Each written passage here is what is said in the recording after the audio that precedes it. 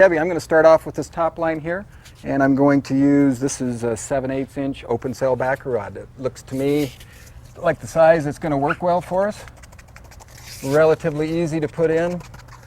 This log has a nice space between it, so I can just push it in with my fingers. Right here, it's a little bit loose.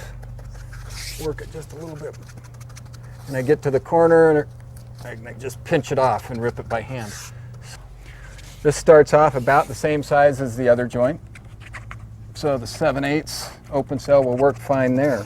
But then it gets a little bit bigger, and where this gap opens up more, I'm going to have to make a transition from the 7/8 to the 1 1/8.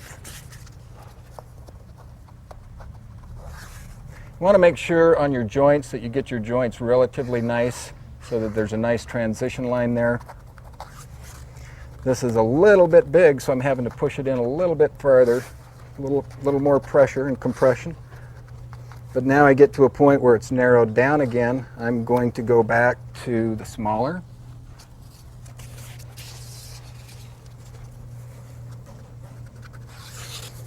And this one will work well for a couple of feet, but this last little bit opens up again.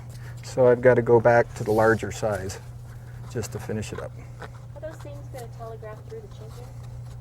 If you keep them nice and tight, are you talking about these seams, the joints? If you keep them nice and tight so that they're compressed together and they're nice and flush over there, then no, you won't see that. Sometimes if you leave a little gap between them, or if one sticks out farther than the other, then you will see that even though you tool the chinking out nice and even. Once it cures out, you may see where those seams are.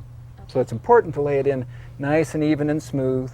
Try not to have too many waves in the system, and take your time, because having a good backer rod job really makes a difference in having a really nice looking chink job in the end.